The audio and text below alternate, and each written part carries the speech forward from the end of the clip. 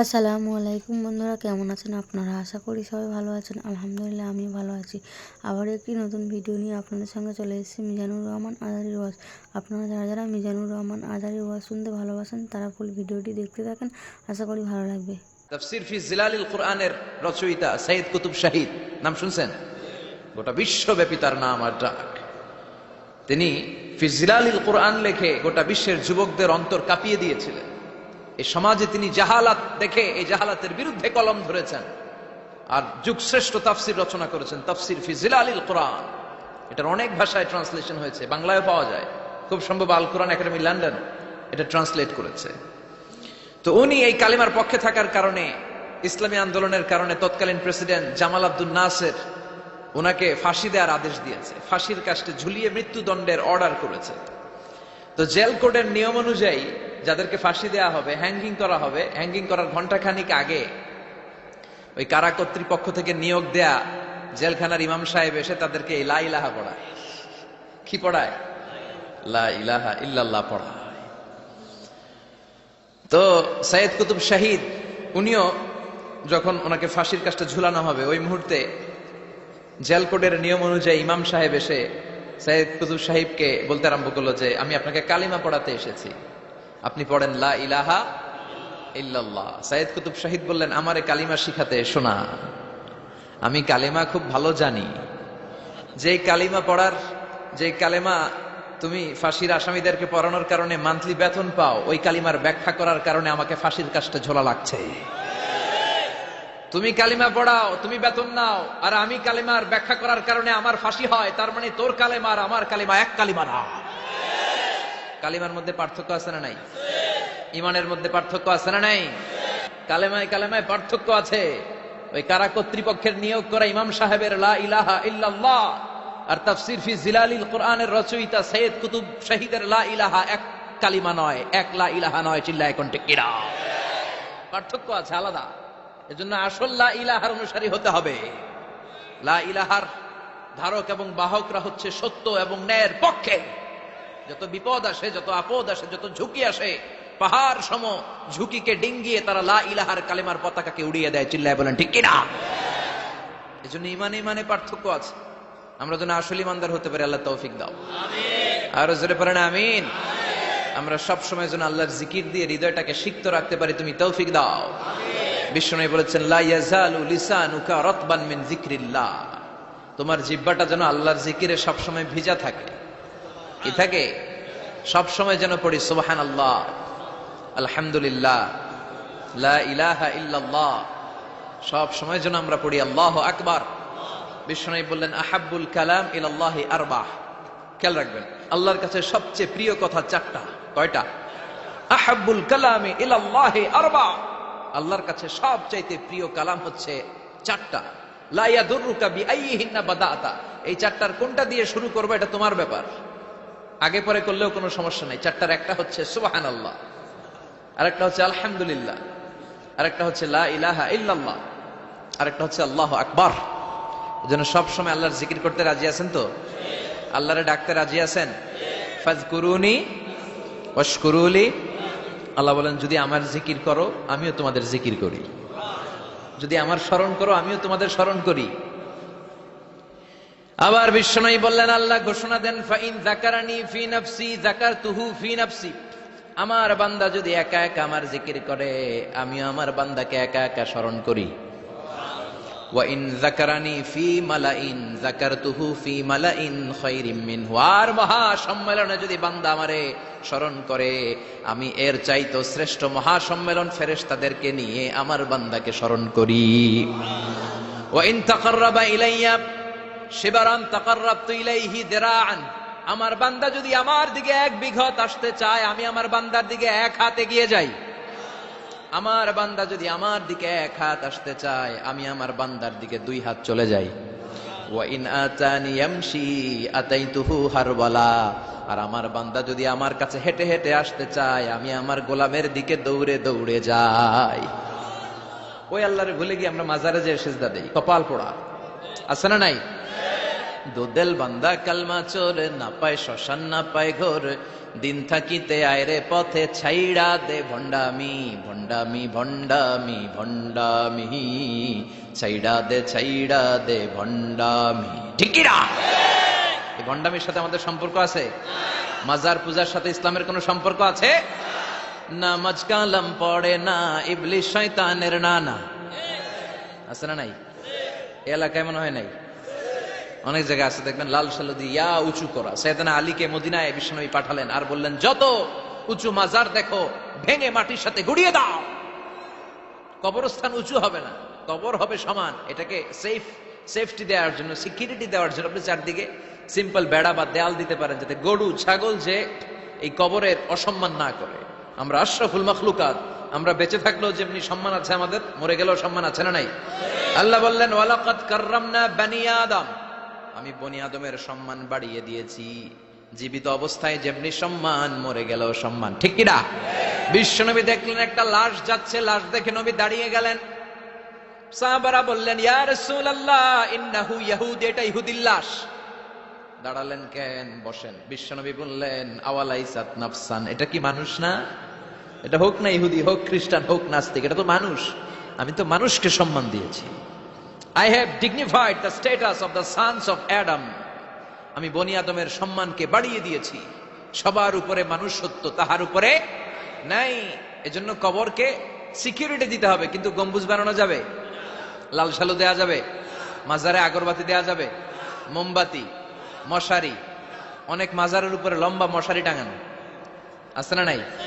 ওর বাবারে মশাই কামড়ায়, কত বড় ডাকাত। তো মশাই যদি নিচ থেকে তাড়াইতে না পারে, ও তোমারে কি করবে? কথা বলেন। মশা তাড়াতে পারে না নিজের গা থেকে, তোমারে কি বাঁচাবে? দেখবেন যে লোকটা মাজারে মশারি দেয়, ওর বাবার ডেঙ্গু জ্বর, ওর বাপেরে মশাই খায়, ওর মারে মশাই খায়। গোটা বিশ্বের সবগুলো আল্লাহর ওলি যদি একটা গ্লাসের পানিতে ফু দেয়, আর আপনার মা যদি আপনার মাথার মধ্যে হাত বুলিয়ে দেয়, আপনার মা যদি আপনার বুকে একটা ফু দিয়ে দেয়, সব পীর সাহেব একদিকে, মায়ের দোয়া আর একদিকে। মায়ের দোয়া মুহূর্তে আল্লাহর আরশে পৌঁছে যাবে। এজন্য বিশ্বনবী বলতেন, সালাসু দাওয়াতিন মুস্তাজাবা, তিনটা দোয়া আল্লাহ কবুল ফিরিয়ে দেন না। এক নম্বরে হচ্ছে দাওয়াতুল মুসাফির, সফর অবস্থায় দোয়া করলে কবুল করে কে? দুই নম্বরে দাওয়াতুল মাজলুম, অত্যাচারিত ব্যক্তির দোয়া কবুল করে কে? তিন নম্বরে দাওয়াতুল ওয়ালিদাইনি লিওয়ালাদিহি, মা বাবা যখন হাত তুলে ছেলে মেয়েদের জন্য আল্লাহর কাছে দোয়া করে, ওই দোয়াটাও কবুল করে কে? মাজারে মশারি দিবেন, লাল সালু দিবেন, আগরবাতি, মোমবাতি, কোন মানত? মাজারে মানত করা যায় না। ইন্নী নাযারতু লিররহমানি সাওমা, মানত করতে হয় রহমানের নামে। মানত হবে একজনের নামে, চিল্লায় বলেন তিনি কে? এজন্য মাজারে কিছু দেয়া যাবে না। এই ভণ্ডামি গোটা বাংলাদেশ ব্যাপী। আমরা বলে যাচ্ছি, যতটুকু শুধরানোর শুধরাবে। হেদায়েত দেওয়ার মালিক একজন, চিল্লায় বলেন তিনি কে? অনেক পীর আছে এরকম ভণ্ড পীর, সারা বছরে নাকি একবারও গোসল করে না। 365 দিনে ওর গোসলের রুটিন একদিন, আর ওই একদিনের গোসলের পানি মুরিদরা সব খাইয়া শেষ করে ফেলায়। নাউজুবিল্লাহ কইবেন না? নামাজ কালাম পড়ে না, ইবলিশ শয়তানের নানা, ধর্মের একখান খুঁটি ধইরা কয়দিন করবা হয়রানি। ভণ্ডামি ভণ্ডামি ভণ্ডামি, ছাইড়া দে ভণ্ডামি।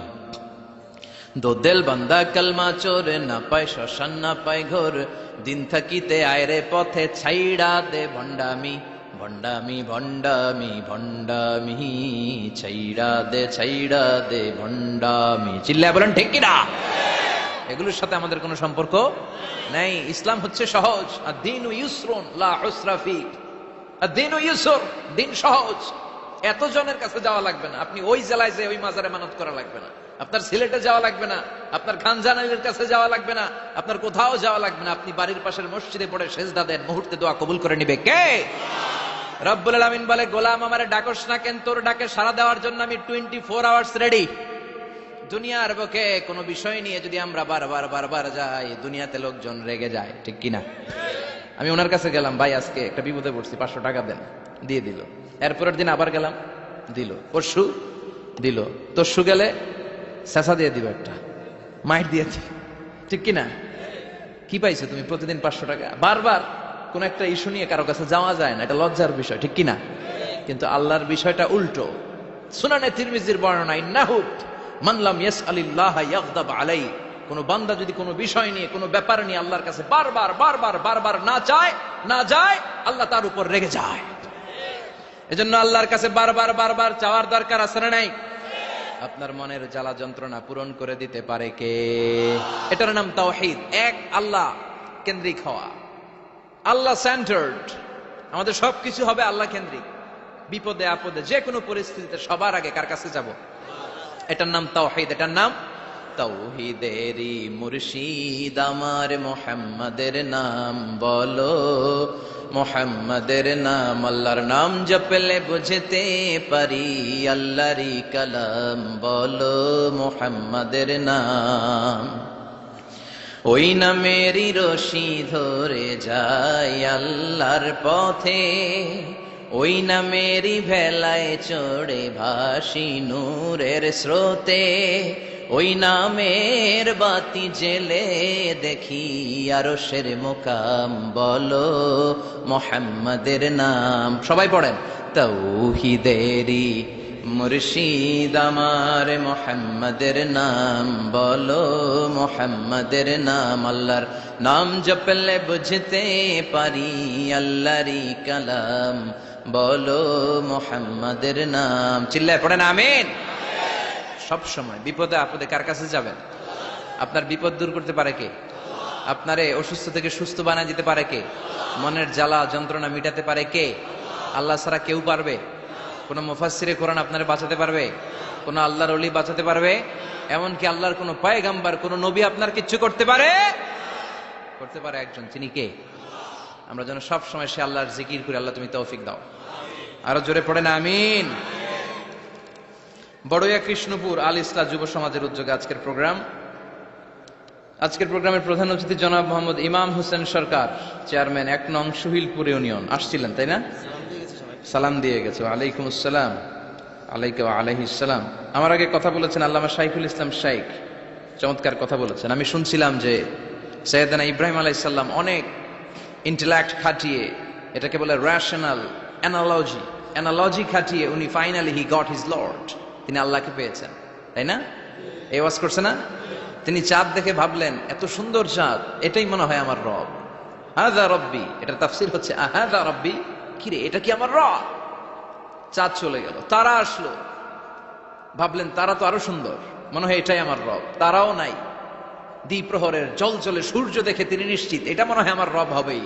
কিন্তু বিকেল বেলা সূর্যও নাই। মনে মনে ভাবলেন আমার রব তো আমার ছেড়ে পালাতে পারে না, সব সময় আমার রব আমার সাথে আছে না নাই? তখন তিনি বললেন ওয়াজ্জাহতু ওয়াজহিয়া লিল্লাযী ফাতারাস সামাওয়াতি ওয়াল আরদা হানিফান ওয়া মা আনা মিনাল মুশরিকিন। এমন দিকে আমি মুখ ফিরালাম, আমি চাঁদের দিকে মুখ ফিরাই না, আমি তারার দিকে মুখ ফিরাই না, আমি দ্বিপ্রহরের জলজলে সূর্যের দিকেও মুখ ফিরাই না। আমি এমন রবের দিকে মুখ ফিরাই যিনি সব সময় থাকেন, সবকিছু দেখেন, তিনি সব করতে সক্ষম। চিল্লায় বলেন ঠিক কিনা? ওমা আনা মিনাল মুশরিকিন, তিনি অ্যানাউন্স করে দিলেন আমি মুশরিক নই, আমি তাওহীদের ধারক এবং বাহক। আমরা যেন তাওহীদের পক্ষে থাকতে পারি, শিরকের বিপক্ষে থাকতে পারি। আল্লাহ তৌফিক দাও। আরো জোরে পড়েন আমিন। আরো অনেক গণ্যমান্য লোকজন এসেছেন। সৌজন্য ছিল মাতৃভূমি হজ কাফেলা। অনেক গণ্যমান্য লোকজন এসেছেন, আমার বাবার বয়সী, আমার নানার বয়সী, যেহেতু আমার নানার শ্বশুর বাড়ি, কোনো না কোনো ভাবে সবাই আত্মীয়, ঠিক কিনা? আল্লাহ সবাইকে কবুল করুক। আসেন আমরা আল্লাহর নামে 3টা তাকবীর পড়ে আমাদের জড়তা, ভীরুতা, লাজুকতা, কাপুরুষতাকে ছেড়ে ফেলে দিয়ে আমরা ইমানের তেজদীপ্ত বয়ান শুরু করে দেই। আমরা আল্লাহর নামের 3টা তাকবীর পড়বো। প্রথম তাকবীর পড়বো যারা বিবাহিত আছি তারা, দ্বিতীয় পর্যায়ে পড়বো অবিবাহিতরা, তৃতীয় পর্যায়ে সবাই মিলে। রাজি আছেন তো? বিবাহিত কারা কারা আসছেন হাত দেখান আমারে। মাশাআল্লাহ, আসছে অনেক, হাত নামান।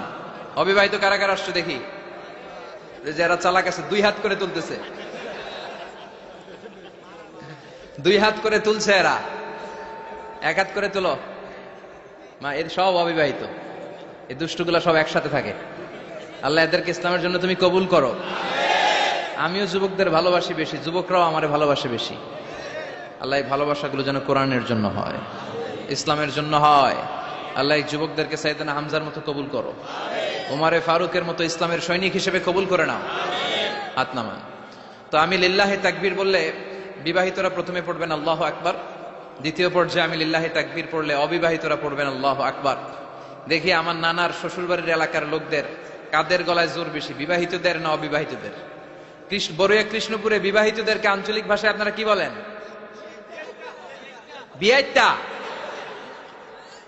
একই, অনেক জায়গায় বলে বিয়াতা। তারপর নোয়াখালীতে না কোন জায়গায় শুনলাম বিইতি, বিইতি আর আবিইতি, এখানে বিয়াইতা আর আবিয়াইতা। তো শুরুতে বিবাহিতরা তাকবীর পড়বেন, শুরুতে বিবাহিতরা রেডি হয়ে যান। আপনারা রেডি? আপনারা প্রথমে তাকবীর পড়েন, লিল্লাহে তাকবীর। মাশাআল্লাহ। এবার অবিবাহিতদের পালা।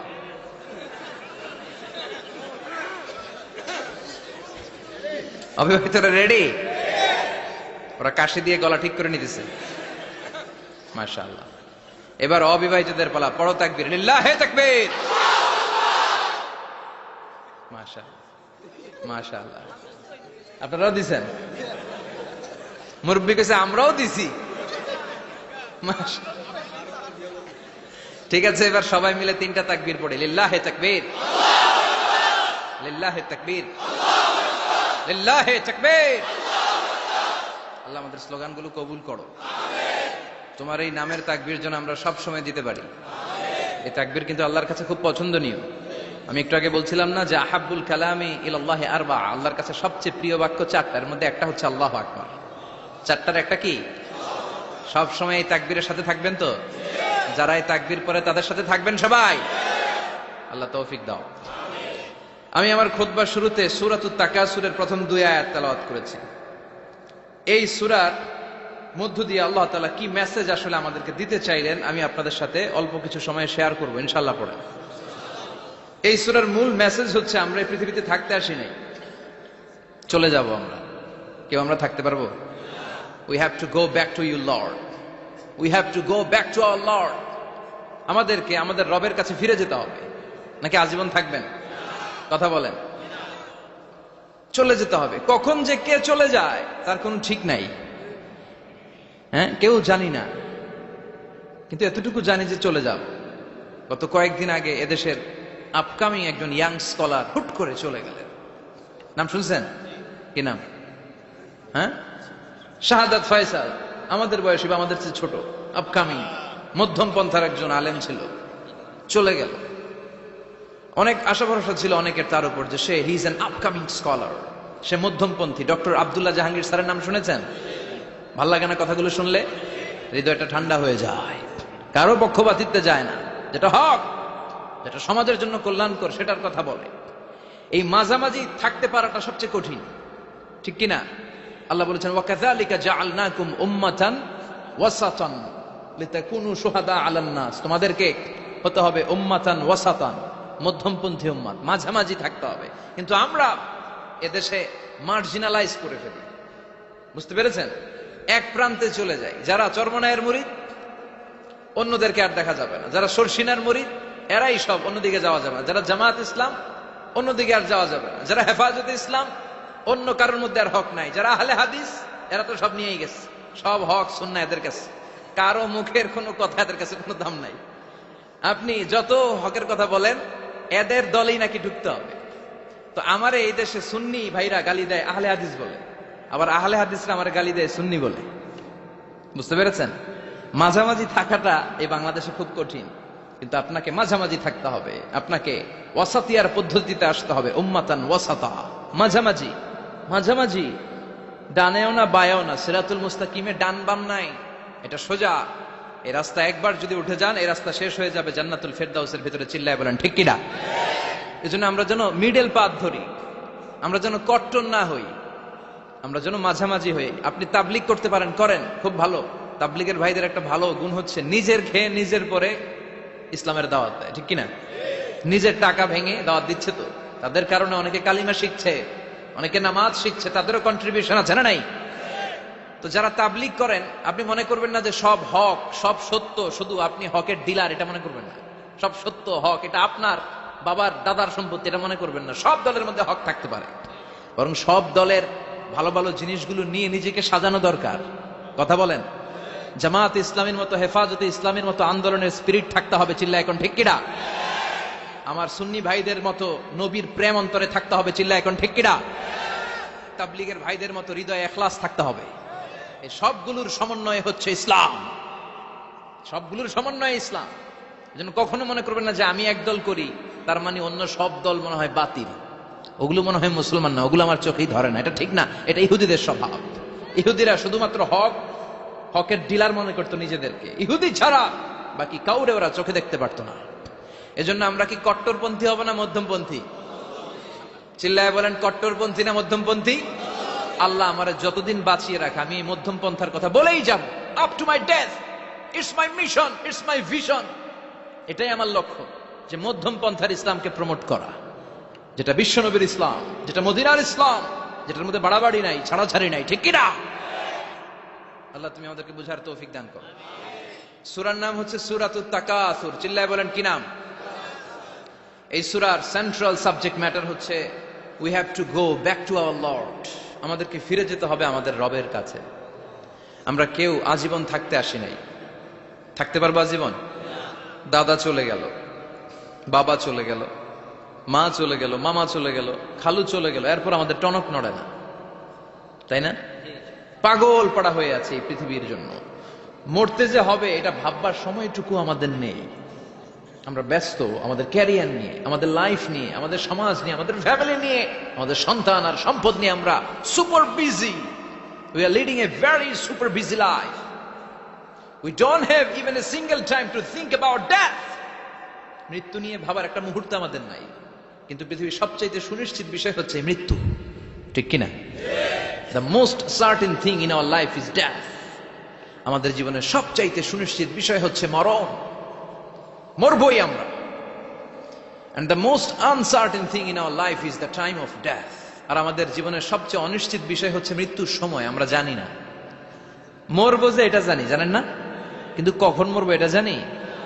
এই সূরাটা আপনারে এই জিনিসটা জানান দিতে এসেছে যে দুনিয়ার সম্পদ, লোভ, লালসা এগুলো নিয়ে পড়ে থেকো না।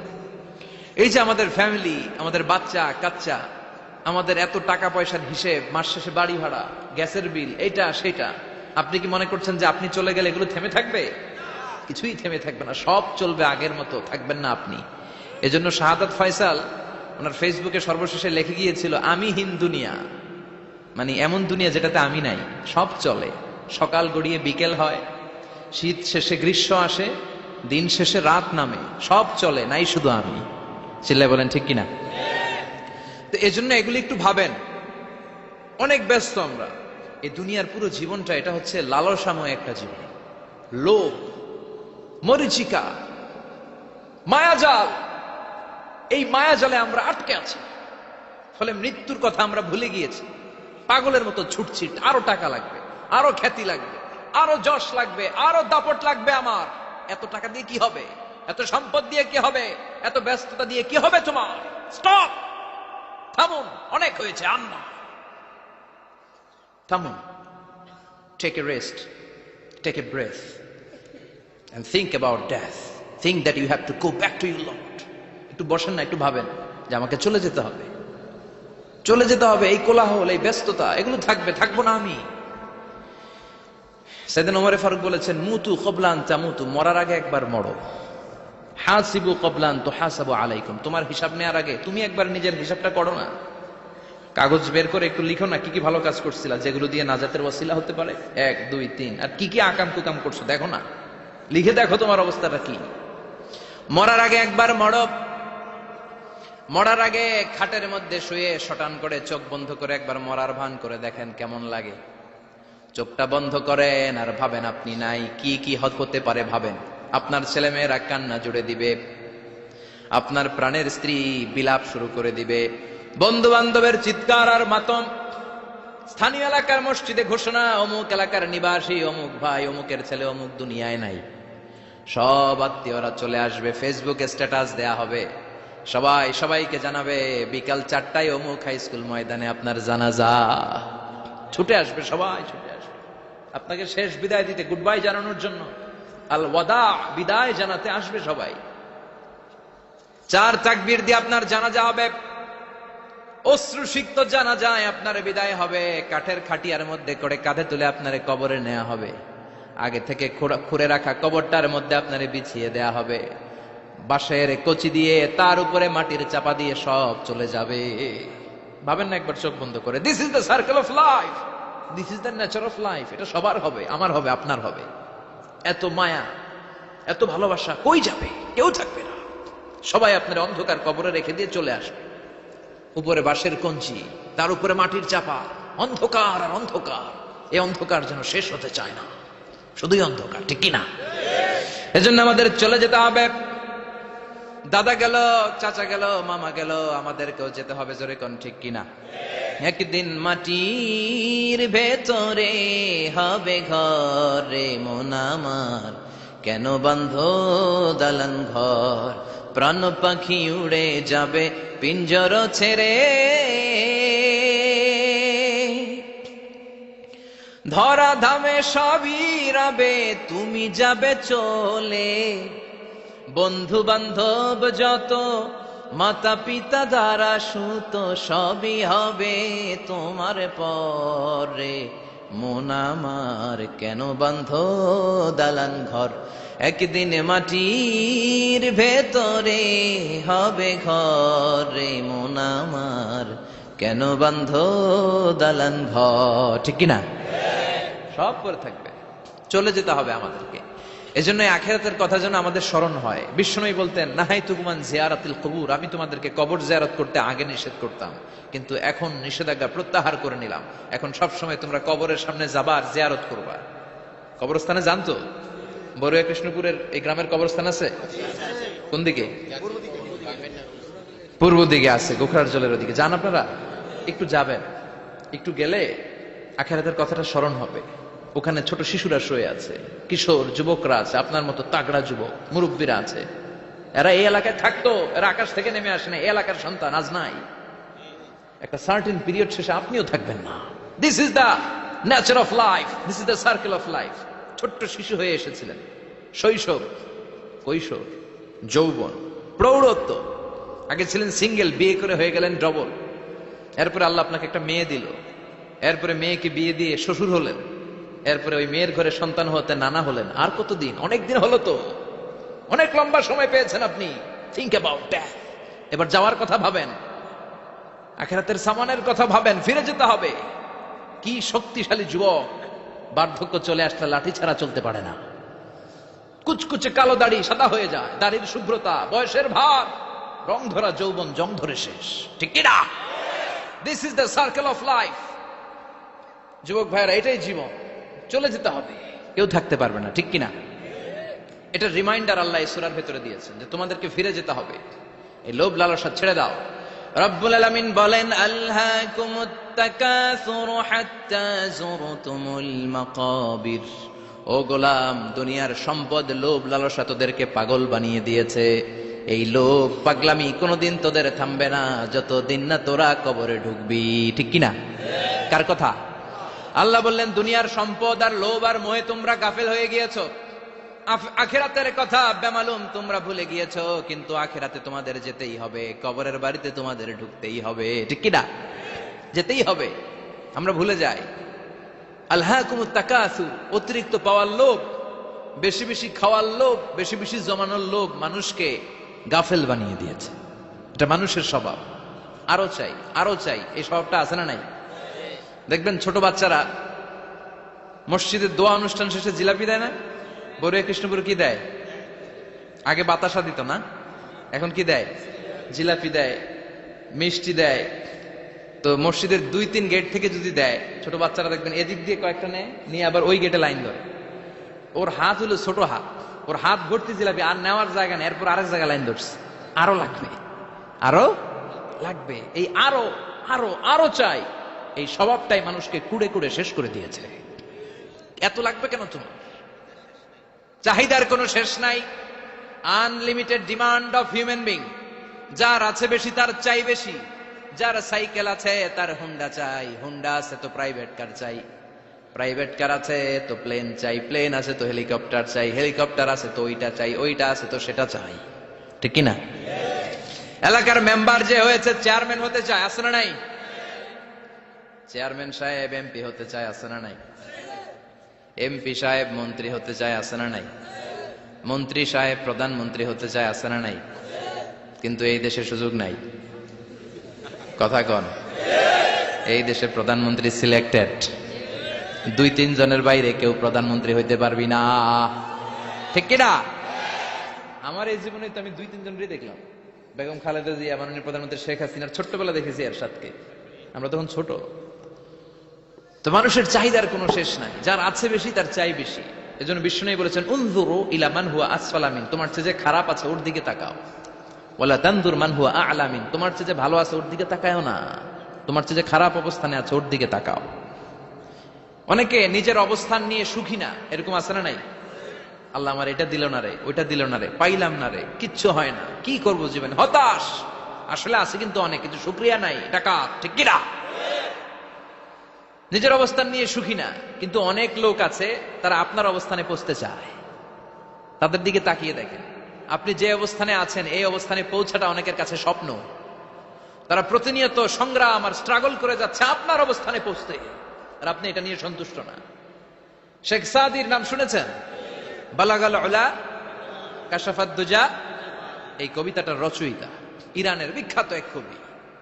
উনি একবার আর্থিক সমস্যার মধ্যে দিয়ে সময় কাটাচ্ছেন, টাকা নাই, পয়সা নাই, পায়ে দেওয়ার মতো জুতা নাই। উনি খুব দুঃখ পেলেন, হায় রে, আমি ইরানের এত বড় কবি, আমার পায়ে দেওয়ার মতো জুতা নাই। দুঃখ ভরা মন নিয়ে রাস্তায় হাঁটতে বেরোলেন। হাঁটতে হাঁটতে হঠাৎ দেখলেন একটা লোক শুয়ে শুয়ে কাঁদছে, ওই লোকটার 2টা পাই নাই, পাই নাই। উনি সেজদায় পড়ে গেলেন, আল্লাহর কাছে ক্ষমা চাইলেন, আল্লাহ অনেক দিয়েছ, শুকর আলহামদুলিল্লাহ। এজন্য যেই পরিস্থিতিতেই থাকি না কেন আমরা কি পড়বো? জোরে বলেন, কি পড়বো? এজন্য আল কানাতু মিনাল ইসলাম, অল্পে তুষ্ট থাকার নাম হলো ইসলাম। সম্পদ লাগবে কিন্তু সম্পদের পাহাড় লাগবে না, ঠিক কিনা? অল্প খান, অল্প পড়েন, অল্প জামান, অল্পের ভেতরে বরকত ঢুকায়া দিছে কে? দেখবেন যাদের সম্পদ অল্প তারা সুখী বেশি। জরিপে এটা দেখা গিয়েছে, অনেক সার্ভেতে এটা এসেছে, যারা সম্পদশালী এরা দুঃখী বেশি, এদের দুঃখ বেশি, টেনশন বেশি।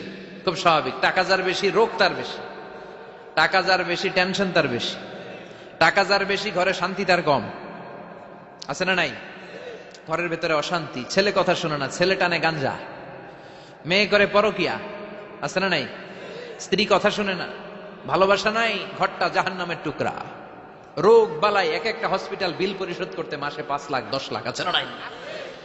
কিছু খেতে পারে না, ডাক্তার একেবারে ডায়েট মেনু বেঁধে দিয়েছে, ডায়েট, ভেরি ডায়েট মেনু, এটা এটা এটা এটা কিছুই খাবেন না, শুধু গরু খাবেন না, খাসি খাবেন না, চিংড়ি খাবেন না, খালি ঘাস খাবেন, ইচ্ছে মতো ঘাস খাবেন, মানে ঘাস জাতীয় যত আইটেম আছে সব খাবেন, শাক খাবেন, সবজি খাবেন, সালাদ খাবেন, গরু, চিংড়ি, মুরগি, গোশত, ইলিশ কিছু খেতে পারে না। তাহলে রোগ বেশি, খাওয়ার মজা নাই, ঘরে সাংসারিক শান্তি নাই, খালি ব্যারাম আর ব্যারাম, ঠিক কিনা? কিন্তু সম্পদের পাহাড় ঘটেছে। আর অল্প যারা খায়, অল্প পড়ে, রিক্সাওয়ালা, কুলিওয়ালা, অল্প বেতনের চাকরি, কিন্তু হক হালালি মেনে চলে, দেখবেন শান্তি আছে অনেক। হ্যাঁ, বাসা ভাড়া দেয়, ফ্যামিলি চালায়, বাচ্চাদের স্কুল বিল, এরপরও মাস শেষে 1-2 হাজার টাকা হাতে থেকে যায়। আর ওর প্রতি মাসে 10 কোটি টাকা ইনকাম, তারপরও ব্যাংকের ঋণ আছে না নাই? সুখ কারে বলে? কিভাবে আপনি সুখকে ডিফাইন করবেন? সুখ তো টাকায় কিনা যায় না, শান্তি টাকা দিয়ে হয় না, শান্তি দেওয়ার মালিক কে? শান্তি আছে অল্প খেয়ে শুকর করার মধ্যে, শান্তি আছে আলহামদুলিল্লাহর মধ্যে, চিল্লায় বলেন ঠিক কিনা? এজন্য অল্প খাবো, অল্প পড়বো, অল্প জামাবো, অল্পের ভেতরে বরকত দিয়েছে কে? দেখেন ধনী ভাইরা খেতে পারে না, কিন্তু রিক্সাওয়ালার কি সমস্যা হয়? রিক্সাওয়ালারা সব খেতে পারে, কুলিওয়ালা, দিনমজুর, এরা একেবারে স্লিম সুঠাম দেহি, মেদহীন পেট, পেটে কোনো মেদ নাই, ভুড়ি নাই। আর কুটিপতিদের মেদ আছে না নাই? এত বড় বড় পেট, ঠিক কিনা? আমাদেরও পেট আছে, তবে হালাল পেট, এটা হারাম টাকা দিয়ে এই ভুড়ি বানাই নাই আমরা, চিল্লায় বলেন ঠিক কিনা? রিক্সাওয়ালা, কুলিওয়ালা নিজেও নামাজ পড়ে, বউও নামাজ পড়ে, বাচ্চাটাও নামাজ পড়ে, রিক্সা চালায় আর জিকির করে লা ইলাহা,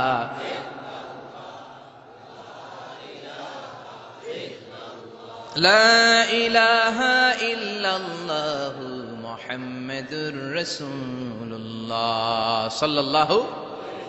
সুখ আর শান্তি, তাদের ঘরে সুখ, ধনী কুটিপতি ভিআইপি সিআইপিস এদের রাতে ঘুম নাই, 1 ঘন্টা ঘুমানোর জন্য 4টা ট্যাবলেট খাওয়া লাগে, এরকম আছে না নাই? কিন্তু ঘুমের জন্য যে ট্যাবলেট খাওয়া লাগে রিকশাওয়ালা এটা জানেই না।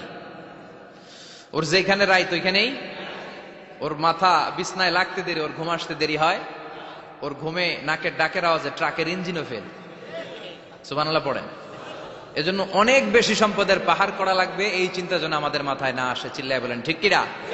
এজন্য রব্বুল আলামিন বলেন আলহাকুমুত তাকাসুর হাত্তা যুরতুমুল মাকাবির। বেশি বেশি সম্পদ উপার্জনের আকাঙ্ক্ষা তোমাদেরকে আখিরাত থেকে গাফেল বানিয়েছে। এই গাফলতি কশিন কালেও তোমাদের কমবে না যতক্ষণ না তোমরা কবরে ঢুকবা। হাত্তা যুরতুমুল মাকাবির, মাকবারাতুনের প্লুরাল মাকাবির, যতক্ষণ না কবরে না ঢুকবা, কবরস্থান তোমার আবাসস্থল না হবে, ততক্ষণ পর্যন্ত এই চাই চাই মানসিকতা কমবে। মানুষের স্বভাব হলো আরো চাই, আরো চাই, আরো চাই করে ফকিরেরা কারা? আল্লাহ গালি দিয়ে বললেন তোরা সব ফকিরনি। তোরা কি? ইয়া আইয়ুহান নাসু আনতুমুল ফুকারাউ ইলাল্লাহ ওয়াল্লাহু হুয়াল গনিয়ুল হামিদ। সুবহানাল্লাহ পড়েন। আল্লাহ ডেকে বললেন গোলাম আনতুমুল ফুকারা ইলাল্লাহ, তোমরা সবাই ফকির, ধনী হলো একজন, তিনি কে? আল্লাহ শুধু ধনী, আর মানুষের স্বভাব হচ্ছে আরো চাই, আরো চাই। ওর 2 তলা বিল্ডিং, আমার 3 তলা লাগবে। ওর 2টা গাড়ি আছে, আমার 3টা লাগবে। আছে না নাই? বিশ্বনবী বললেন কিয়ামতের আগ দিয়ে মানুষের মধ্যে আকাঙ্ক্ষায় প্রতিযোগিতা বেড়ে যাবে, প্রতিযোগিতামূলক টেন্ডেন্সি। কার চেয়ে কে বড় হতে পারে, কার চেয়ে কে বেশি টাকার পাহাড় বানাতে পারে। আছে না নাই? বিশ্বনবী বললেন ওয়া আনতারাল হুফাতাল উরাতাল আলাতা রিয়া আশ-শাইয়াতা তাওয়ালুনা ফিল বুনিয়ান। কিয়ামতের আগে এমন কিছু লোক যাদের গায়ে দেওয়ার মতো জামা ছিল না, পায়ে দেওয়ার মতো জুতা ছিল না, পেটে দেওয়ার মতো খাবার ছিল না, সমাজের কেউ তাদেরকে চিনত না, হঠাৎ করে এই লোকগুলো ধনী হয়ে যাবে। And they will start to construct, they will compete to construct high rises building in the cities. শহরে গ্রামে এরা বড় বড় বিল্ডিং বানানো শুরু করবে। এই উঁচা উঁচা বিল্ডিং আমাদের সমাজে আছে না নাই? কৃষ্ণপুরে 2 তলা 3 তলা বিল্ডিং আছে নি? আছে। আজ থেকে 20 বছর আগে ছিল? আমি তো 20 বছর আগে যখন আসছি কিছুই ছিল না, খালি পানি আর পানি। আর এখন 2 তলা 3 তলার অভাব নেই। গরিপুর পাশে না আপনাদের? এদিকে গরিপুর, গরিপুরে যে বিল্ডিং আছে বাংলাদেশেও নাই, ঠিক কিনা? সারা বাংলাদেশের সবচেয়ে দামি জায়গা হচ্ছে গরিপুর বাজারের জায়গা। জানেন এটা? বসুন্ধরা, গুলশান, বনানী, বাড়িধারা, উত্তরার 3-4 ডবল দাম এই জায়গার, ঠিক কিনা? বিল্ডিং এর পর বিল্ডিং। আমি যখন ঢাকা যাই দেখি গরিপুর আসতেছে, মানে গরিপুরের বিল্ডিং আর শহরগুলো আস্তে আস্তে হাইওয়ের পাশাপাশি চলে আসতেছে। প্রতি বছর আইসা দেখি কিছু আগাইছে, 2-3 বছর পরে এইটা একেবারে হাইওয়ের সাথে চলে আসবে। খেয়াল করছেন? ঢাকা যাওয়ার সময় গরিপুর আগাইতেছে, খালি গরিপুরের বিল্ডিং, গরিপুরের শহর আগাতে আগাতে আগাতে ঢাকা চট্টগ্রাম মহাসড়কের কাছাকাছি চলে আসছে। এই যে বিল্ডিং বানানোর প্রতিযোগিতা, কুমিল্লা শহরে আজ থেকে 20-25 বছর আগে 5 তলা 6 তলা একটা বিল্ডিং ছিল না, এখন 10 তলা 20 তলা। আছে না নাই? ঢাকায় আজ থেকে 20 বছর আগে 10 তলা বিল্ডিং খুঁজে পাইতেন আপনি? নাই। গোটা বিশ্বব্যাপী এখন টাওয়ার বানানোর প্রতিযোগিতা। বিশ্বনবী বলেন এদের কোনো টাকা ছিল না। পৃথিবীর সবচেয়ে বড় টাওয়ার এখন আরব দেশে, এদের কোনো টাকা ছিল না। আরব দেশের সৌদি আরব, কাতার, কুয়েত, বাহরাইন এখন স্বর্ণ আর তেলের খনি পেয়ে আল্লাহরে ভুলে যায়। এদের খাওয়ার মতো কিছু ছিল না। এদেরকে আমার দাদারে শুনতাম বলতো কাবলিওয়ালা বলতো। কি বলতো? এদেশে আসতো জায়নামাজ, তসবি ছড়া, খেজুর টেজুর বিক্রি করার জন্য। এরা জেলে পাড়ার লোক ছিল। আরব সাগরের তীরবর্তী এলাকার মানুষ, সাগরের মাছ মেরে এরা জীবন ধারণ করতো। আল্লাহ এদেরকে তেলের খনি দিলেন, গ্যাসের খনি দিলেন, এখন তারা বড় বড় টাওয়ার বানায়। আছে না নাই? বুর্জ আল খলিফা, কি উঁচা বিল্ডিং, 828 মিটার উঁচু। জেদ্দা আছে 1000 মিটার উঁচু কিংডম টাওয়ার। তাইওয়ানে আছে তাইপেডাং টাওয়ার 101 তলা। মালয়েশিয়া আছে পেট্রোনাস টুইন টাওয়ার 88 তলা। চায়নাতে আছে সাংহাই টাওয়ার, একটার পর একটা টাওয়ার। প্রতি বছর অ্যানাউন্স করতেছে যে ওদেরটা আছে আমাদেরটা বড় বানাবো। কাতার কয় ওরা বানাইলে আমরা পারবো না কেন, আমরা বানাবো আরো বড়। আছে না নাই? শাগালাত কুমুত তাকাসুর, যে আরো লাগবে, আরো বড় হতে হবে, এই টেন্ডেন্সি মানুষকে আখিরাত থেকে একেবারে গাফেল বানিয়ে দিয়েছে। চিল্লায় বলেন ঠিক কিনা? টাকার পাহাড় বানাতে চায়, দরকার থাকলেও চায়, না দরকার থাকলেও চায়। বর্তমান পৃথিবীর সবচেয়ে ধনী লোকটার নাম জানেন? কি নাম? হ্যাঁ, বিল গেটস। ওর যে কত টাকা ও নিজেও জানে না।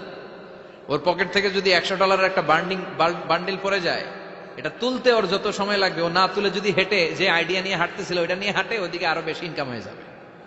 এত টাকা তার, এটা তোলার সময় তো তার নাই। ওয়ারেন বাফেট নাম শুনছেন? হাজার হাজার কোটি ডলারের মালিক। Prince Walid bin Talal, Saudi ধনকুবের নাম শুনেছেন? ওর একটা বিমান আছে, প্রাইভেট জেট প্লেন। এই বিমানটার 70% মেড অফ গোল্ড। বিমানের 70% স্বর্ণ দিয়ে বানানো। গত কয়েক বছর আগে আমি ব্রুনাই গিয়েছিলাম। ব্রুনাইয়ের সুলতানের নাম হাসান আল বালখিয়া। উনি একটা প্যালেস আরবিতে বলে কাসার, মানে হচ্ছে রাজপ্রাসাদ। পৃথিবীর সবচাইতে বড় রাজপ্রাসাদ ব্রুনাইতে বান্দার সিরি বেগাওয়ানে অবস্থিত। আমি গিয়েছি ওখানে। প্রায় 1800 থেকে 2000 কক্ষ আছে ওই প্যালেসে, রাজপ্রাসাদে। ওই রাজপ্রাসাদের টয়লেটের কমোড গুলো মেড অফ গোল্ড, স্বর্ণ দিয়ে বানানো। আউযুবিল্লাহ পড়বেন না? এই হাসান আল বালখিয়া নিজে বিমান চালায়। ওর সংগ্রহে 500টা রোলস রয়েস লাক্সারিয়াস কার আছে। 500 রোলস রয়েস। গুগল ইউটিউব যারা করেন সার্চ দিলে দেখবেন ওর কি পরিমাণে গাড়ি। রোলস রয়েস গাড়ি হচ্ছে one of the luxurious car in the world. Car ব্র্যান্ডের মধ্যে যত দামি কার ব্র্যান্ড আছে এর মধ্যে রোলস রয়েস একটা, যেগুলোর দাম কমসে কম এদেশের টাকায় 8 কোটি থেকে 10 কোটি টাকা। আচ্ছা বললেন, এই গাড়িগুলো যারা হাই প্রোফাইলের ভিআইপিস, তারা ফ্যামিলির সবাইকে যদি একটা করে গাড়ি দেয়, একজনের কয়টা গাড়ি দরকার? 5টা, 10টা, 20টা। ধরলাম যে 20টা গাড়ি লাগবে ওনার। 500 গাড়ি দিয়ে উনি কি করবে? তার সংগ্রহে 500টা রোলস রয়েস। স্বর্ণেরও গাড়ি আছে, তার স্বর্ণের পালঙ্ক আছে, আমি দেখে এসেছি। পোরশে, ফারারে, লাম্বরগিনি, এই টাইপের যে ব্র্যান্ড গুলো আছে, অভাব নাই। তার মানে আছে, যার বেশি চায় তত বেশি। চিৎকার করে বলেন ঠিক কিনা?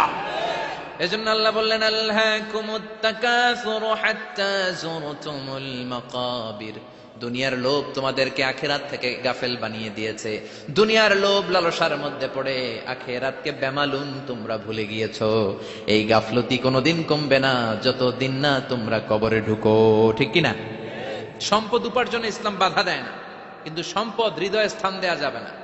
সম্পদ উপার্জন করতে হবে, খরচ করে ফেলতে হবে। বেশি সম্পদশালী হতে হলে আল্লাহর সন্তুষ্টির জন্য যাকাত দিতে হবে। কি দিতে হবে? দে জাকাত তোরা দে রে জাকাত, তোর দিল খুলবে পরে আগে খুলো খাত। দে জাকাত তোরা দে রে জাকাত। ঠিক কিনা? দিল পরে খুলবে, আগে হাত খোলেন। হাত খুললে দেখবেন দিলটারে খুলে দিয়েছে কে? সাইয়েদনা মুসা আলাইহিস সালামের জামানায় ওনার চাচাতো ভাই ছিল মিশরের সবচাইতে বড় ধনী, যাকাত দেয় নাই। তার কি করুণ পরিণতি হয়েছে কোরআনে আছে না নাই? এত সম্পদ ছিল, তার সম্পদগুলো সে সিন্ধুকে আটকে রাখতো। আর এই সিন্ধুকের চাবিগুলো আলগানোর জন্য, কাঁধে নেওয়ার জন্য 10 জন লোক লাগতো। সিন্ধুক কাঁধে নেওয়ার জন্য, সিন্ধুকের চাবির গোছা কাঁধে নেওয়ার জন্য কয়জন? তাহলে কি পরিমাণ সম্পদ ছিল? সাইয়েদনা মুসা বললেন, সম্পদের মালিক তুই হস নাই, আল্লাহ বানাইছে। কারণ বলে ইন্নামা উতীতুহু আলা ইলমিন ইনদি, আল্লাহ আমারে সম্পদ দেয় নাই, আমি আমার মেধা খাটিয়ে সম্পদ বানিয়েছি। যাকাত আমি দিব না। মুসা বললেন তাহলে আযাবে পড়বি, কারণ কই পারলে আযাব আনো। আল্লাহ বললেন ফাখাসাফনা বিহি ওয়া বিদারহিল আরদ, ও মুসা নিরাপদ দূরত্বে চলে যাও, এখনই ভয়ঙ্কর ভূমিকম্প হবে, আযাব দেব। কারণ সহ কারণের সব সম্পদ আমি জমিনের ভেতরে ঢুকায়া দেব। আমি নিজে কারণের বাড়ি দেখে এসেছি। মিশরের রাজধানী কায়রো থেকে প্রায় 150 কিলো দূর একটা জেলা আছে, ফায়ুম জেলা। ওইখানে কারুনকে আল্লাহ তার সব সম্পত্তি সব মাটিতে দাবিয়ে দিয়েছেন।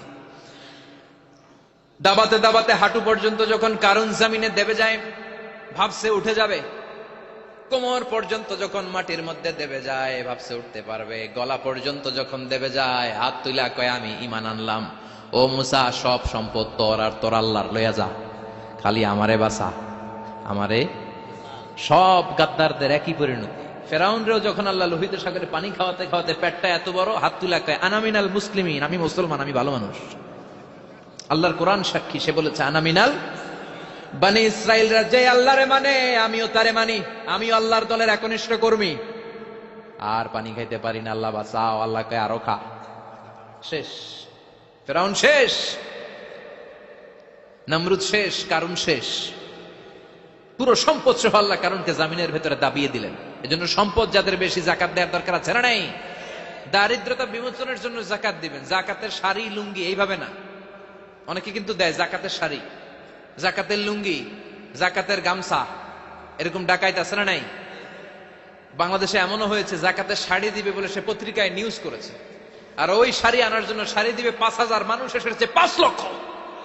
পদপৃষ্ঠ হয়ে 11 জন নারী এক জায়গায় মারা গিয়েছে। কিয়ামতের দিন আল্লাহ বিচারের কাঠগড়ায় এই বিজনেস ম্যাগনেটকে দাঁড়িয়ে সেদিন জিজ্ঞাসা করবে যে কেন তুই এদেরকে কষ্ট দিয়েছিলি? চিল্লা এখন ঠিক কিনা? এদের মৃত্যুর দায়ভার এই শিল্পপতি এড়াতে পারবে না। জাকাতের শাড়ি, জাকাতের লুঙ্গি বিতরণের জন্য আল্লাহ তোমারে ধনী বানায় নাই। ধনীদের দায়িত্ব হলো গরিবের হাতে সম্পদ পৌঁছে দেয়া। ও ফি আমওয়ালিহিম হাক্কুন লিসাইলি ওয়াল মাহরুম। গরিব আমার কাছ থেকে সম্পদ আর জাকাত নিয়ে সে আমার প্রতি করুণা করেছে, আমি জাকাত দেই বলে আমি কোনো দয়া দেখাই নাই। কথা বুঝতে পেরেছেন? আইডিয়াটা ক্লিয়ার করে নেন। জাকাত দেয়া আমার জন্য কি? কথা বলেন, ফরজ। আর যে জাকাত নেয় তার জন্য জাকাত খাওয়া কি ফরজ? আমি গরিব মানুষ, আমি জাকাত খাবো না, না খাইয়া থাকুন, রোজা রাখুন। কথা কন, আমার যে জাকাত নেওয়া লাগবে এমন কোনো কথা নেই, কিন্তু আমি যে ধনী আমার দিতেই হবে, এটা ফরজ। তার মানে আমি দিয়ে আমি দয়া করি নাই, ও নিয়ে আমারে বাঁচাইয়া দয়া করে গেছে। চিৎকার করে বলো ঠিক কিনা? ইসলাম বলে রাস্তার এক পাশে 5 তলা আর এক পাশে গাছতলা, এটার নাম ইসলাম না। খেটে খাওয়া মানুষ, সুবিধা বঞ্চিত মানুষদের দ্বারে যে তুমি জাকাতের টাকা পৌঁছে দাও। জাকাতকে ফরজ করা হয়েছে দারিদ্রতা বিমোচনের জন্য। আপনি শাড়ি লুঙ্গি দিলে কি হবে? ওরে শাড়ি দিচ্ছেন দুপুরে, রাত্রেবেলা ও আরেক জায়গায় লাইন ধরে আছে, বিরিয়ানির প্যাকেট দিতেছে ওইখানে। কথা কোন? সারাটা বছর ও জাকাতের টাকা নেবে, ওর কিচ্ছু হবে না। বরং এমন কিছু তাকে করে দিতে হবে যেটা দিয়ে সে ফ্যামিলি লিড করতে পারে। একটা সিএনজি কিনে দেন, ওই ফ্যামিলিতে কোনো যুবক থাকলে সিএনজি চালায়া, অটো চালায় ফ্যামিলিটারে চালাবে। একটা টঙের দোকান করে দেন, চায়ের দোকান, চা বিক্রি করে ফ্যামিলিটারে চালাবে। অস্ট্রেলিয়ান একটা গাই কিনে দেন, গরুর দুধ বিক্রি করে তার ফ্যামিলি চলবে। কিংবা মাছের একটা খামার করে দেন, মুরগির খামার করে দেন, ঠিক কিনা? ওমরে ফারুক বলতেন এমন ভাবে জাকাত দাও যাতে করে যাকে জাকাত দিয়েছে জীবনে কোনোদিন সেজন্য আর কারো কাছে যে হাত পেতে জাকাতের জন্য দাঁড়িয়ে না থাকে। এই বিধানটা কার? এজন্য আল্লাহ বললেন আলহাকুমুত তাকাসুরু হাত্তা যুরতুমুল মাকাবির। দুনিয়ার লোভ লালসা তোমাদের কমবে না যতদিন না তোমরা কবরে ঢুকো। কার কথা? চিল্লায় বলেন কার? এজন্য দুনিয়ার প্রতি যে আমাদের লোভ, এটা কি বাড়াইতে হবে না কমাইতে হবে? এই দুনিয়ার জীবন এটা ক্ষণিকের। আমাল হায়াতুদ দুনিয়া ইল্লা মাতাউল গুরুর। এটা ভোগের সামগ্রী, আজ আছে কাল না, এটা হাতের ময়লা। দুনিয়ার এই জীবনের দৃষ্টান্ত হচ্ছে 4টা স্বর্ণের টুকরা আর 3টা লাশের মতো। স্বর্ণের টুকরা 4টা, চিৎকার করে বলেন তো কয়টা? লাশ 3টা, জোরে বলেন কয়টা? অনেক অনেক আগের যুগের 3 জন যুবক জীবিকার তাগিদে তারা বের হয়েছে কর্মসংস্থান করে খাবে। প্রতিমধ্যে তারা গুপ্তধন পেয়েছে, স্বর্ণের বার পেয়েছে, তো বড় বড় 4টা পেয়ে তারা মহা খুশি। আমাদের আর কাজ করা লাগবে না, এগুলো বেচে আজীবন খাবো, সুখে থাকবো। তো 3 জন মিলে বললো 4টা স্বর্ণের টুকরা 3 জনের মধ্যে ভাগ করে দেওয়ার আগে একজন এক কাজ কর, বাজার থেকে কিছু রুটি নিয়ে আয়, খুব ক্ষুধা লেগেছে, খেয়ে নেই। একজনরে রুটি আনতে পাঠিয়ে 2 জন মিলে ভাবে ওইটারে যদি মেরে ফেলতে পারি তাহলে তো তোর আর আমার মধ্যে কোনো ঝামেলা নাই। স্বর্ণের টুকরা কয়টা?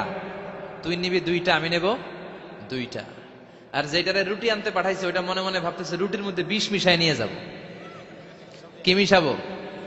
বিষ খাইয়া ওইটা শেষ, সবগুলো আমার। তো বিষ মিশাই নিয়ে আসছে, আর আগের পরিকল্পনা অনুযায়ী এই 2 জন মিলে তাকে নৃশংসভাবে হত্যা করেছে। হত্যার পরে কয় প্রচন্ড ক্ষুধা লাগছে, লো আগে খাইয়া লই। 2 জন মিলে বাজার থেকে আনা বিষ মাখানো রুটি খেয়ে ওই 2টাও শেষ। স্বর্ণের জায়গায় স্বর্ণ পড়ে আছে, স্বর্ণগুলো নেয়ার মতো মানুষ আর নাই, ঠিক কিনা? এজন্য মানুষের এই চাহিদা কমবে না। বিষ্ণু বলেন লাউ আন্না লিকুল্লি ইবনে আদম ওয়াদিয়ান মিন যাহাব আহাব্বা আই ইয়াকুনা ইলাইহি ওয়াদিয়ান। আল্লাহ প্রত্যেককে, আমাদের প্রত্যেককে যদি একটা করে স্বর্ণের পাহাড়ের মালিক বানিয়ে দেয়। কয়টা করে পাহাড় দেখছেন কোনদিন? কই দেখছেন? চিরাং গেছিলেন? এই চট্টগ্রামে গেলে দেখা যায় কি পাহাড়। এই একটা পাহাড় স্বর্ণের, এক একটা স্বর্ণের পাহাড়ের মালিক যদি আমাদের এক একজনকে বানায় দেওয়া হয়, এরপর আমরা চাইবো আরেকটা স্বর্ণের পাহাড়ের মালিক কেমন করে হওয়া যায়।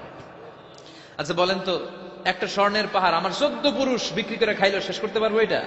তো আরেকটা কেন লাগবে আমার? ওয়ালাই আমলা আফাহু ইল্লা তুরাব। বিষ্ণু বলেন কবরের মাটি যতক্ষণ না তোর মুখে না ঢুকবে তোর এই চাওয়া চাওয়া খাই খাই স্বভাব বন্ধ হবে না। এজন্য আল্লাহ বললেন আলহাকুমুত তাকাসুরু হাত্তা যুরতুমুল মাকাবির, দুনিয়া তোমাদেরকে গাফেল বানিয়ে দিয়েছে, গাফলতি কমবে না যতদিন না কবরে ঢুকো। কবরে ঢুকা লাগবে, কবরে ঢুকা লাগবে না? কবরে আমাদেরকে যেতেই হবে, যেখানেই থাকেন। কবরের প্রশ্ন আছে না নাই? অনেকে বলে হুজুর বিমান হামলায় মারা গিয়েছে, বিমান জ্বলে পুড়ে ছাই হয়ে গিয়েছে, তার কবর কোথায়? তার আত্মাটা যেখানে আছে ওই জায়গায় প্রশ্ন আছে না নাই? অনেকে বলে হুজুর সাগরের মধ্যে পড়ে মারা গিয়েছে, তিমি মাছ খেয়ে ফেলেছে, তার কোনো অস্তিত্ব নাই, কিন্তু তার রুহুটা আছে না নাই? প্রতিটা রুহু সংরক্ষণ করে কে? প্রত্যেকটা আত্মা আল্লাহর কাছে সংরক্ষিত থাকে। প্রতিটা রুহু, প্রতিটা মানুষ মালাকুল মাউতকে দেখতে পায়। আপনিও দেখবেন, আমিও দেখব।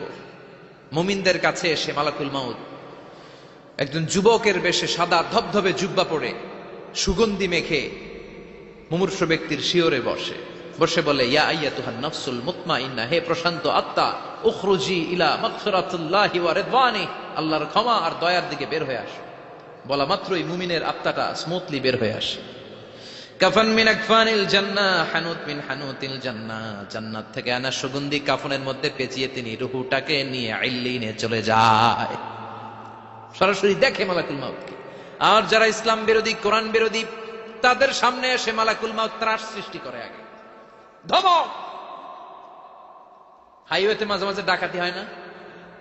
বাসগুলোর মধ্যে যখন ডাকাতি হয়, বাসে থাকে 50 জন, ডাকাত ঢুকে 5 জন, এই 5 জনের ভয়ে সবগুলো পেশাব করে দেয়। কারণ ত্রাস সৃষ্টি করে। এসেই চাইনিজ কুড়াল দিয়ে আগে কুবায় দেয় 4-5 জনের। রক্ত দেখে কি দেওয়ার সব আগে রেডি করে রাখে। মালাকুল মাউত এসে কাফের নাস্তিক মুশরিকদের সামনে এসে এরকম একটা ত্রাস সৃষ্টি করে, ভয়ে লোকটা কাঁপতে থাকে।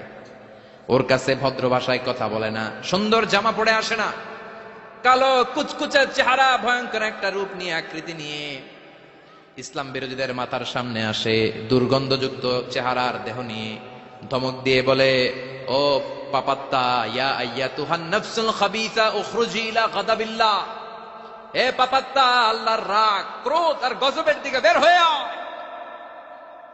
মুমিনের আত্মা বলার সাথে সাথে যেমনি মুমিনের দেহ থেকে বের হয়ে জান্নাতি কাফনের ভেতরে ঢুকে, কাফেরদের আত্মাও কি এরকম তাড়াতাড়ি বেরোতে চায় নাকি?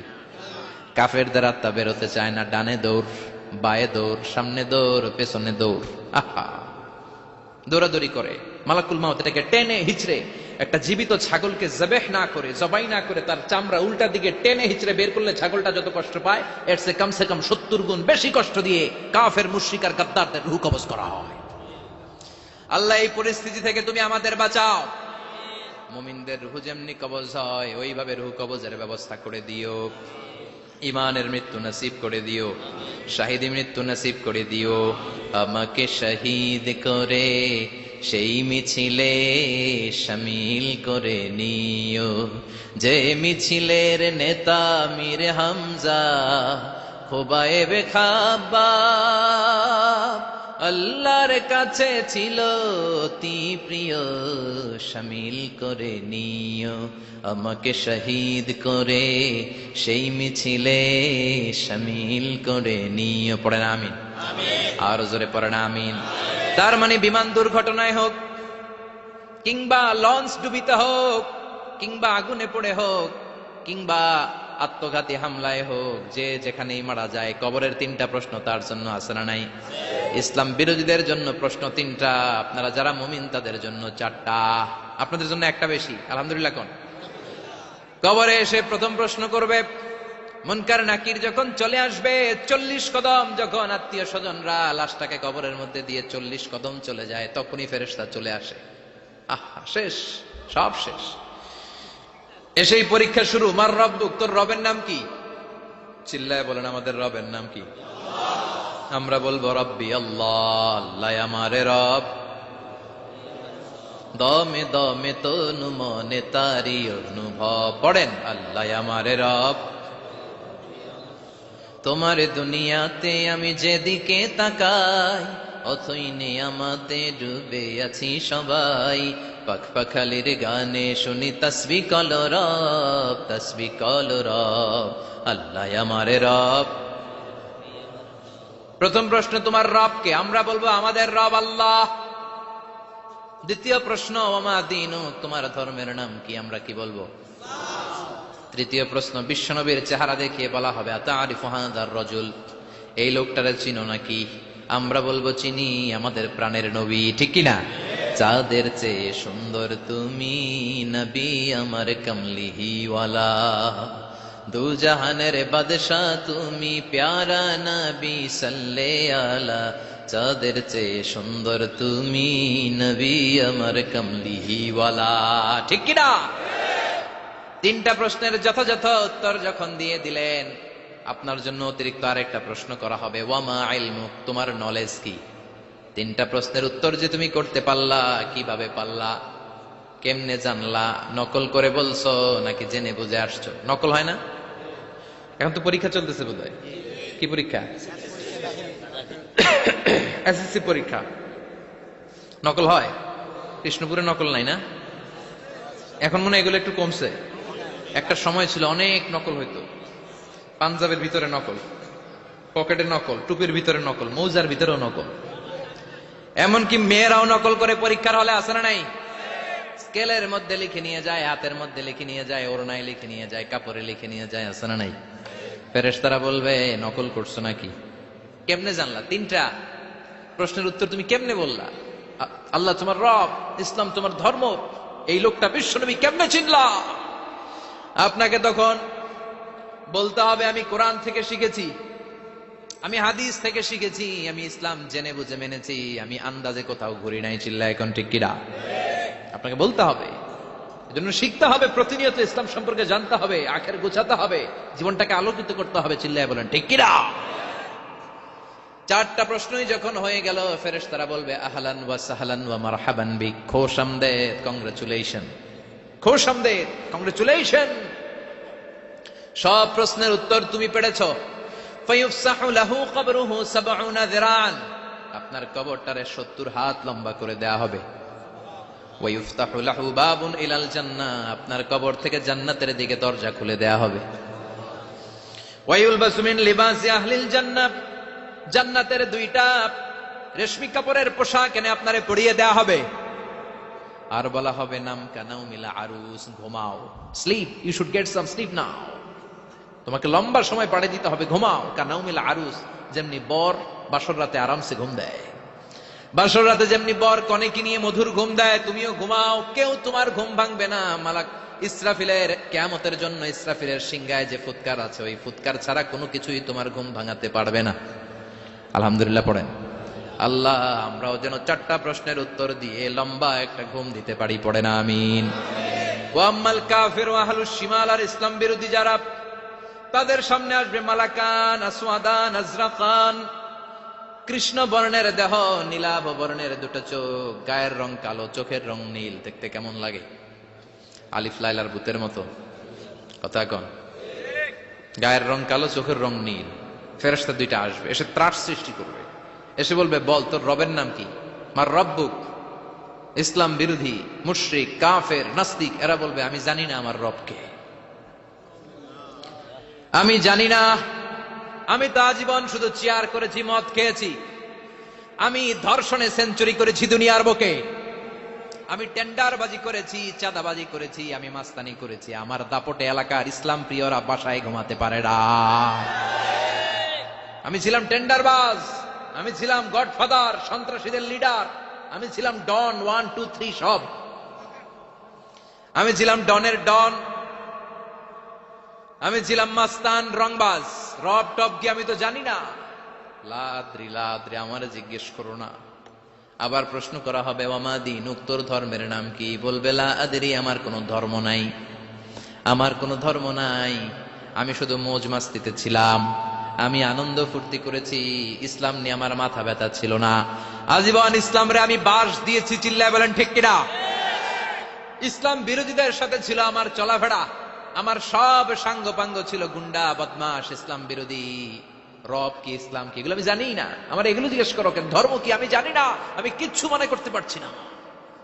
3 নাম্বার প্রশ্ন করা হবে আতারিফু হাযার রাজুল, দেখো তো এই লোকটারে চিনো কিনা? কয় না, চিনি না, তবে মনে হয় এই লোকটারে দুনিয়ার বুকে আমি গালি দিতাম, এই লোকটার বিরোধিতা করতাম, ব্লগের মধ্যে এই লোকটার ব্যাপারে কুৎসা রটনা করতাম, এই লোকটার কার্টুন বানিয়ে আমি হিংসা ছড়িয়ে দিতাম, এই লোকটার ব্যাপারে আমি এলাকার মধ্যে অপপ্রচার চালাতাম। ভিডিওটি ভালো লাগলে একটি লাইক, কমেন্ট ও শেয়ার করে পাশে থাকবেন বন্ধুরা। যারা যারা শেষ পর্যন্ত ভিডিওটি দেখেছেন তাদের জন্য অনেক অনেক ভালোবাসা থাকলো বন্ধুরা। আর নতুন নতুন ভিডিও পেতে চ্যানেলটিকে সাবস্ক্রাইব করে পাশে থাকবেন বন্ধুরা। ভালো থাকবেন, ধন্যবাদ।